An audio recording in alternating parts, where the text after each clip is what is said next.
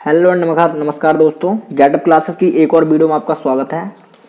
दोस्तों आज की वीडियो में हम आपको पढ़ाएंगे क्लास 10th की फिजिक्स।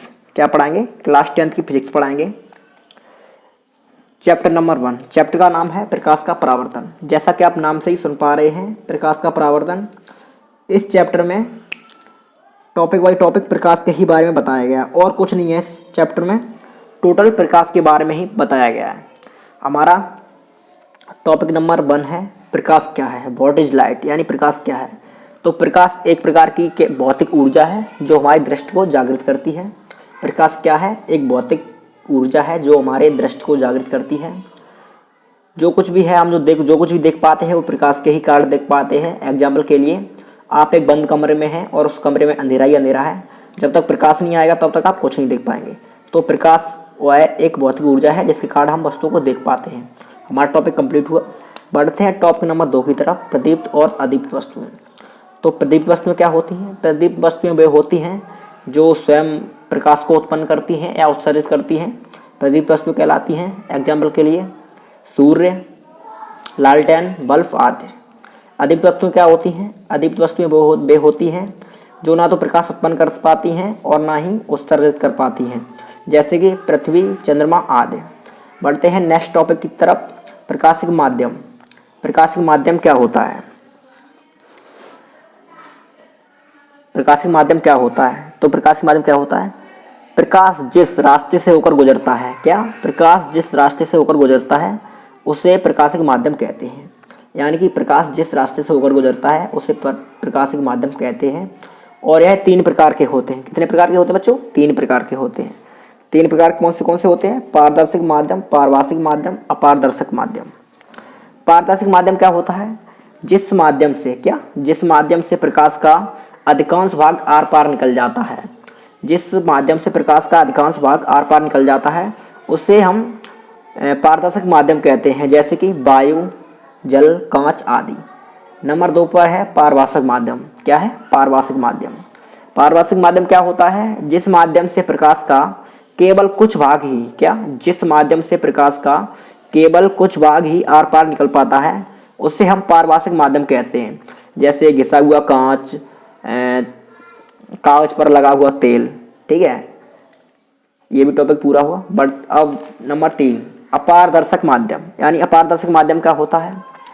जिस माध्यम से प्रकाश का आर पार होना असंभव हो, यानी जिस माध्यम से प्रकाश आर पार नहीं जा सकता उसे हम अपारदर्शक माध्यम कहते हैं। जैसे कि दीवार, पत्थर, लकड़ी से प्रकाश कभी भी आर पार नहीं जा सकता।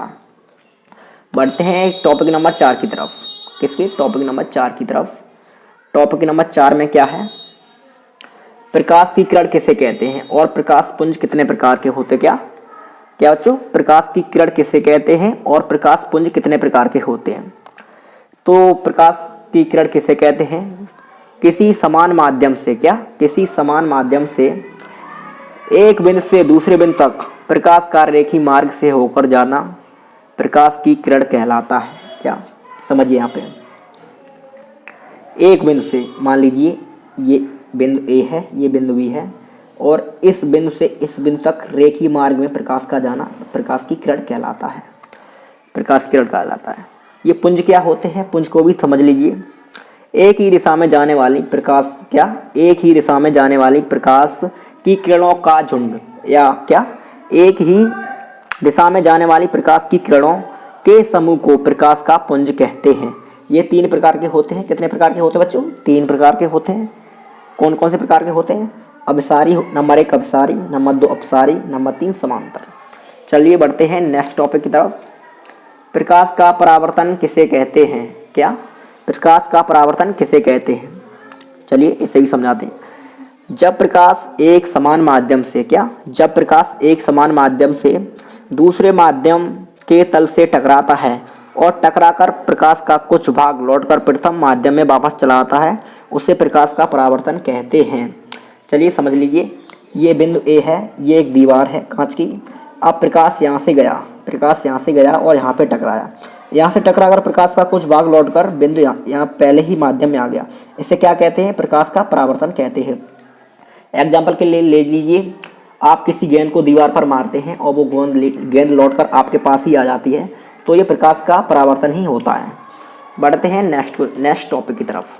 गोली दर्पण किसे कहते हैं और यह कितने प्रकार के होते हैं? गोली दर्पण किसे कहते हैं? गोली दर्पण कांच के खोखले गोले का भाग होते हैं। किसके? कांच के खोखले गोले का भाग होते हैं। ये 2 प्रकार के होते हैं। कितने प्रकार के होते हैं? 2 प्रकार के। नंबर 1 अवतल, नंबर 2 उत्तल। अगर ये वीडियो अच्छी लग रही हो तो प्लीज़ गेट अप क्लासेस को सब्सक्राइब कर दीजिए, इस वीडियो को लाइक कर दीजिए। आपके एक लाइक से हमें बहुत मोटिवेशन मिलता है आगे वीडियो बनाने के लिए। चलिए बात करते हैं नेक्स्ट टॉपिक की। मुख्य अक्ष किसे कहते हैं? यानी मुख्य अक्ष किसे कहते हैं? तो दर्पण के ध्रुव, क्या? दर्पण के ध्रुव और वक्रता केंद्र से होकर गुजरने वाली रेखा को मुख्य अक्ष कहते हैं। किसे? दर्पण के ध्रुव और वक्रता केंद्र से होकर गुजरने वाली रेखा को मुख्य अक्ष कहते हैं। बढ़ते हैं टॉपिक नंबर नेक्स्ट की तरफ। फोकस दूरी किसे कहते हैं? क्या? फोकस दूरी किसे कहते हैं? गोली दर्पण के ध्रुव, किसके? गोली दर्पण के ध्रुव तथा मुख्य फोकस के बीच की दूरी को फोकस दूरी कहते हैं। इसे ऐप से प्रदर्शित करते हैं। चलिए समझ लीजिए इसे भी। ये है गोली दर्पण यहाँ पे और ये है मुख्य फोकस दूरी। अब जो इसके जो बीच की जो दूरी है उसे फोकस दूरी कहते हैं। क्या? इसे फोकस दूरी कहते हैं। मैं खुद फिर समझा देता हूँ। मान लीजिए ये ए बिंदु है, ये बी बिंदु है, ये गोली दर्पण है, ये ध्रुव है। क्या? ये ध्रुव है। ये गोली दर्पण है, ये ध्रुव है और इसके जो बीच की दूरी है उसे फोकस दूरी कहते हैं। इसे ऐप से प्रदर्शित करते हैं। रेखीय आवर्धन किसे कहते हैं? रेखीय आवर्धन किसे कहते हैं?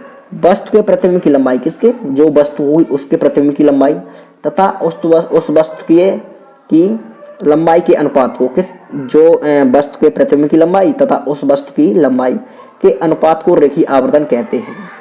अगर वीडियो अच्छी लगी हो तो लाइक ठोक दीजिए और इस चैनल को सब्सक्राइब कर दीजिए। मिलते हैं अगले वीडियो में। जय हिंद, वंदे मातरम।